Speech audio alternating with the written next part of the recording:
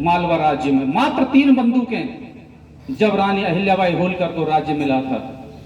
इन्होंने 500 महिलाओं की टुकड़ी तैयार की और सबको स्वयं प्रशिक्षित किया और राजा को, पड़ोसी राजा को खत भिजवा दिया कि राजा हार तुम्हारी ही होगी। यदि तुम जीत गए तो इतिहास कहेगा कि महिलाओं से जीते हो, और यदि हार गए तो इतिहास कहेगा कि तुम कैसे राजा हो, महिलाओं से हार कर बिल की दुम बनाए बैठे हो, बिल में घुसे बैठे हो। यदि जीत गए तो कहेंगे महिलाओं से जीत के आए हो, कहे कि तुम मर्द हो, और हार गए तो लोग कहेंगे काहे कि तुम मर्द हो, ना मर्द, तुम महिलाओं को जीत करके राजा बनते हो।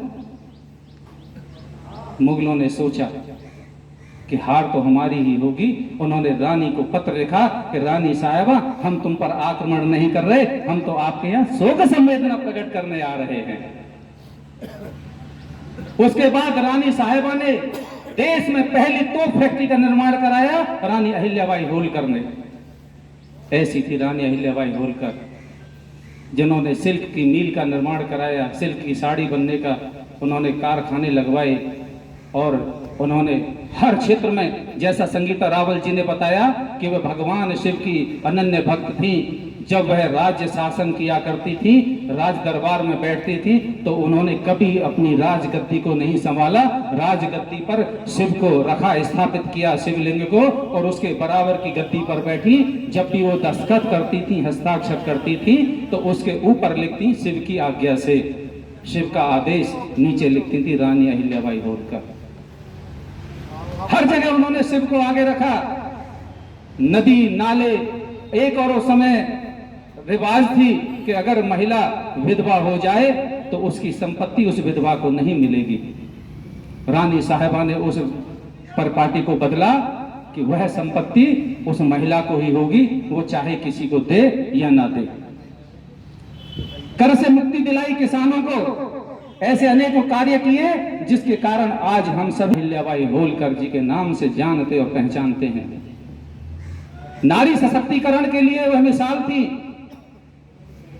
तो इसीलिए जैसा कहा, स्वयं सहायता समूह के द्वारा भी अपने आप को पहचानो, राजनीति में भी निकलो, सामाजिक क्षेत्रों में भी निकलो। जैसे यहाँ हमारी नगर पंचायत में महिला सभासद हैं, यह स्वयं यहाँ नगर पंचायत की बैठकों में आए, अपने पतियों को बैठकों में न भेजें, क्योंकि जनता ने आपको चुना है।